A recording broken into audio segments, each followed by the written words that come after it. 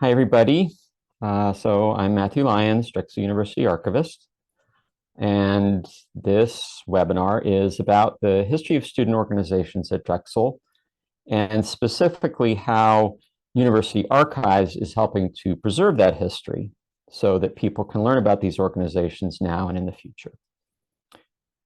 Drexel has a lot of different kinds of student groups, from fraternities and sororities to professional organizations, and from groups focused on a particular extracurricular activity to groups that offer support for students from a specific cultural or religious background.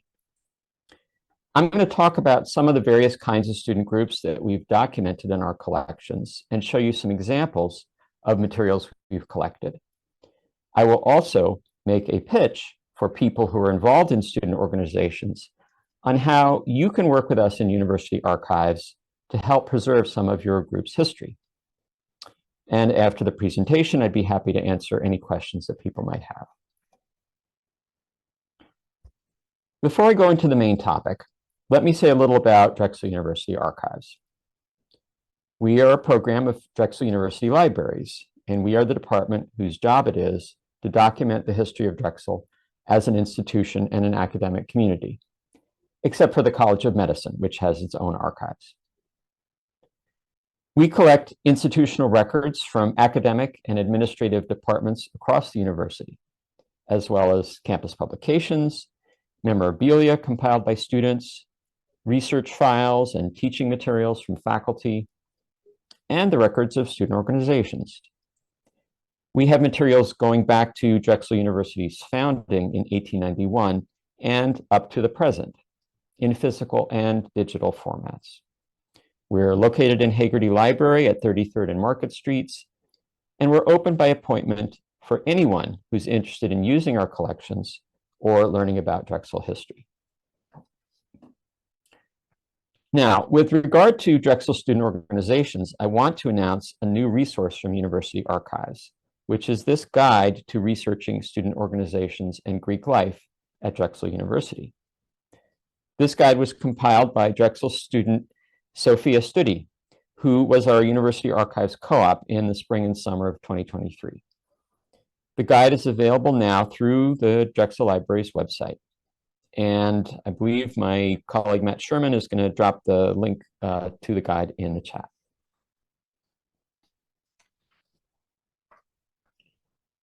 Here are some of the kinds of items that Drexel University Archives has collected from or about student organizations. We have photographs, such as these photos at the left from a Drexel Players Theater production, and this group portrait at the right of a Drexel team that built a Formula One racing car. We have publications, such as this newsletter at left from the Beta Phi Mu Honor Society, and official documents, such as the Constitution of the Undergraduate Student Government Association at right. There are student organization scrapbooks, such as this newsletter at left from the Beta Phi Mu Honor Society. And official, I'm mangling that. This is an example of a scrapbook from the Drexelterians, a Christian student organization. And these are some flyers, such as a printed flyer at left from the Federation of Engineering and Scientific Societies, and the handwritten flyer at right from the Society for Women Scientists and Engineers.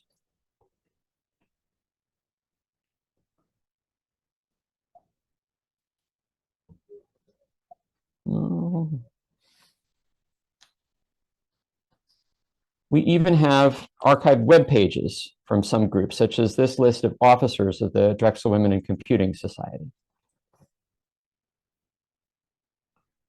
Most of our physical collection materials are either bound volumes or they're flat items that will fit in a folder or an envelope. But there are exceptions, such as these drinking paraphernalia from the Phi Sigma Kappa fraternity, which was originally called Delta Kappa Rho, as shown here. And this homecoming banner from the Phi Mu sorority, which is about twice as long as the table in the archives reading room, which makes it about 24 feet long or tall. These collection items can tell a lot of stories about who Drexel students were, where they came from, what they cared about, what they hoped to achieve. To help us get an overview of student organizations' history at Drexel, a really useful tool is the collection of Drexel yearbooks that we have at the archives. Drexel's main yearbook is the Lexard, which is Drexel spelled backwards. And we have an almost complete set of Lexards going back to when it was founded in 1913, 110 years ago. We can use the Lexard to take a series of snapshots of Drexel student groups over time. Let's start with this first Lexard yearbook from 1913, when Drexel was 22 years old and still had its original name, the Drexel Institute of Art, Science, and Industry. That first Lexard represented just the School of Engineering rather than the whole institute. It has pages on 3 student organizations, just 3. There's the Drexel Club of Engineers, no surprise. There is the Drexel Orchestra, as seen here, and there is the Class Presidents Association, which mainly organized social events such as dances and sports days. It's interesting that there are no fraternities mentioned, although at that time there were already at least 2 fraternities at Drexel and had been for several years. Now let's jump ahead about 25 years to 1938, at the tail end of the Great Depression and right on the eve of World War II. By 1938, Drexel has grown to have almost 5,000 students, full and part-time, and we see a lot more student organizations in the yearbook than we did in 1913. Now there are about 10 fraternities and sororities represented, and a whole list of honor societies. Instead of 1 engineers club, there are about 5 different associations for different kinds of engineers: mechanical engineers, chemical engineers, and so on. And there are also clubs related to other professional fields, such as home economics, dietetics, and the teaching of business. There are groups for students who are interested in chess, debating, and theater, specifically the Rouge and Robe Drama Club, shown here. There are also several different musical performance clubs and religious associations for Catholic students and Jewish students.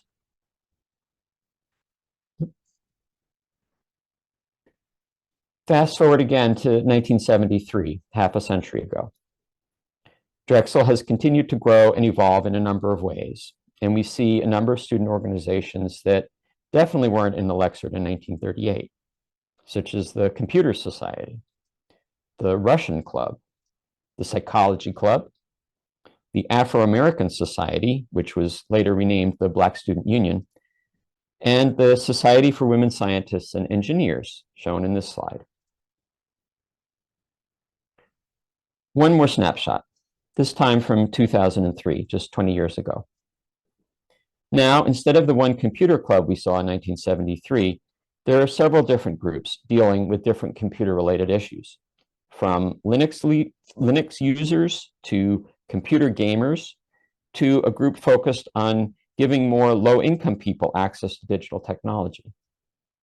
Unlike 1973, there are now several groups with a social or political activism focus, such as a Straight and Gay Alliance, a chapter of the College Democrats, and a Students for Social Justice group. Probably the most dramatic change from 1973 is a big growth in the number of student organizations reflecting Drexel's increased racial, ethnic, and cultural diversity. Now, there are professional organizations for both Black engineers and Hispanic engineers. There's a Minorities in Medicine group and a branch of the NAACP.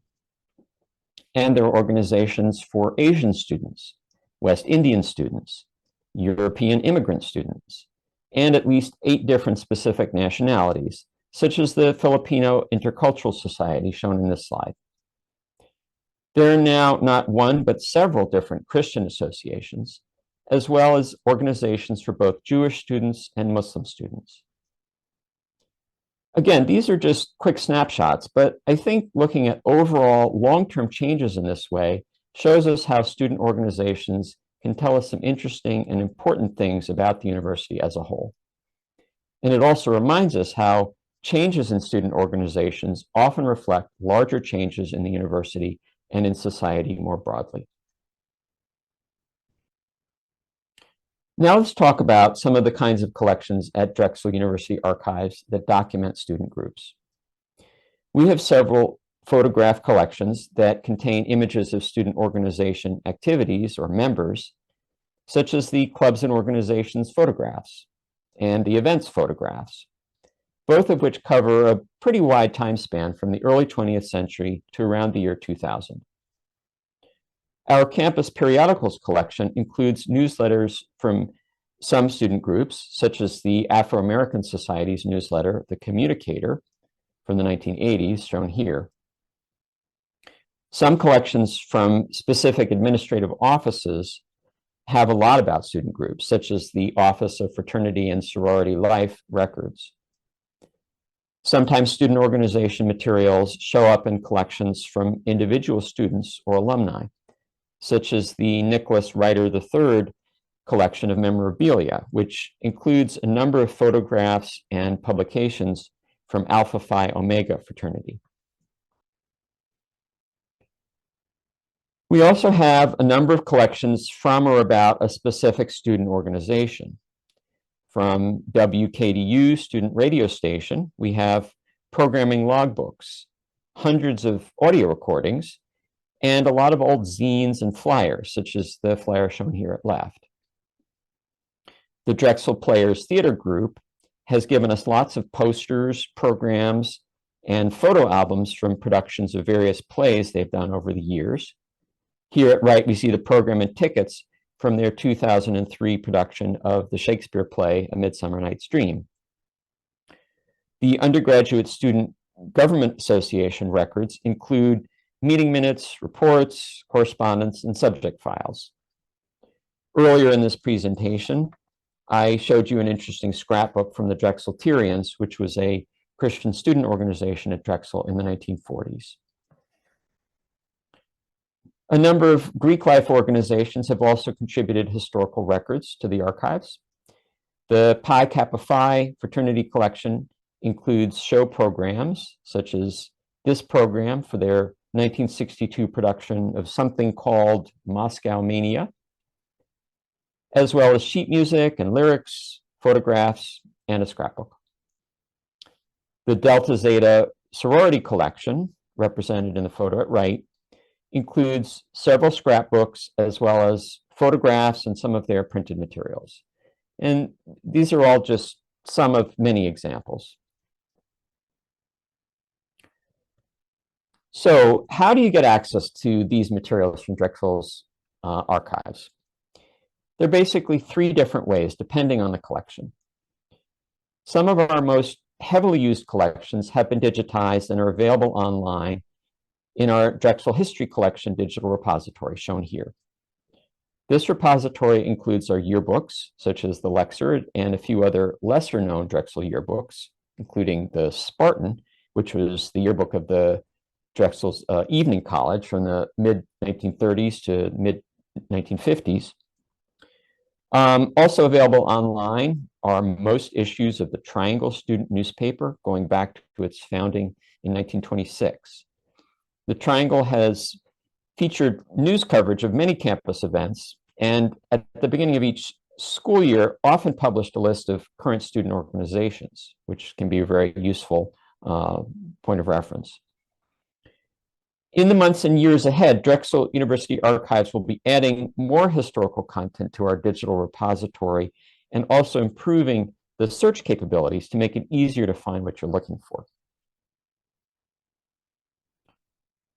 Getting historical materials scanned, cataloged, and indexed is a very labor-intensive process. So most of our collections at University Archives actually aren't available online.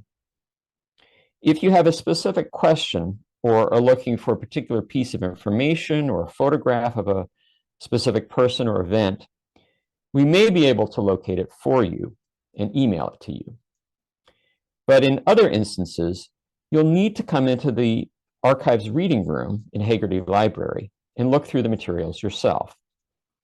This can be time consuming, and you won't always find what you want, but on the other hand, getting to handle the actual historical documents and photographs can be really interesting and fun, and you may turn up surprises and unexpected finds that take your research in a new direction. Anytime you want to use University Archives collections or have a question about Drexel history, we encourage you to ask University Archives staff for help. We can advise you about the best way to get the information you want, and we may be able to point you to collection guides or other online tools that can help you out, such as the new research guide on student organizations that I mentioned earlier. The best way to reach us is by email at archives@drexel.edu. Now is the part of the webinar where I ask you for help.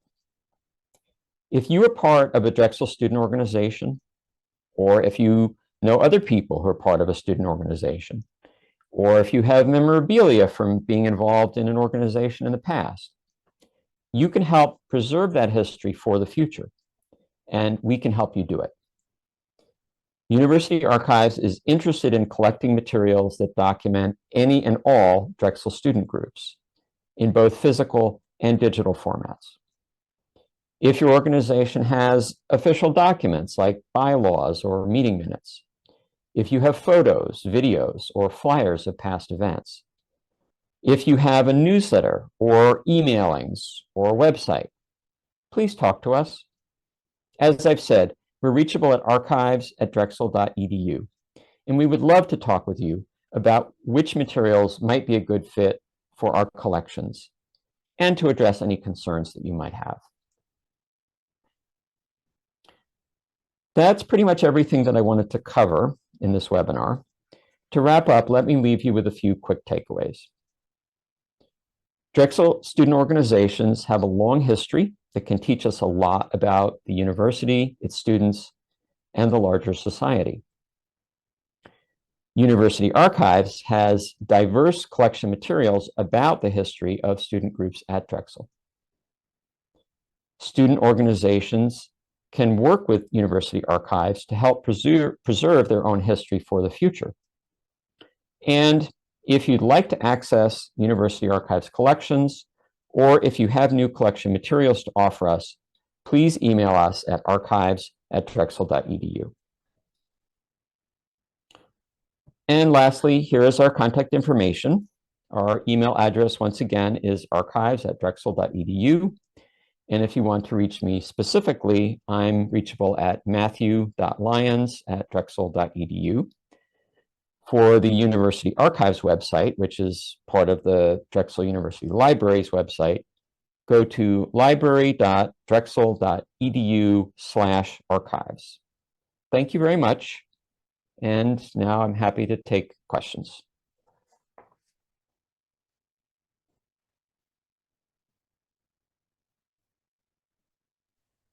Thank you so much, Matthew. See a couple applauses. If anyone has any questions, feel free to unmute and just start talking or put them in the chat and I will read them off. It's always awesome to see those old photographs, and it's such interesting context. And it's so funny, 2003 doesn't feel that long ago for a lot of us, but seeing those pictures really puts it in perspective of you can see how things have developed and changed over time. Yep. I see Elisa has raised her hand. Go right ahead. I sure did. I know it's like I'm a plant, but I'm not. So I was looking at I hadn't had a chance to see Sophia's LibGuide until now, which is so great. And I hope everybody clicks over there and checks it out. But the timeline especially is really interesting. So there's this timeline of student organizations and clubs about when they were founded and stuff. And I don't know if you know this, Matthew, but were all of these dates found in our archives records, or did Sophia have to go out and reach out to organizations to find some of these dates out? I don't know specifically. I don't think they did any outreach to student organizations, but they were working with some of the secondary sources we have, as well as the collections themselves. So we have several published histories of the university, and I'm sure those have some information about, for example, when the first fraternities were founded and things like that. Yeah. Anyway, I thought that was really a great addition to the Yeah. guide that is not typical and what you see in these sorts of research guides. So anyway, I really like that. Yeah, and it definitely included information that, the things that I certainly didn't know. Yeah. I'm not seeing anything in chat, and no more raised hands. So if no one has any questions, we can go ahead and conclude the webinar. But you know where to find us, and please feel free to reach out to Matthew, as he said, at this contact. Thanks Thank you again, so much. everybody.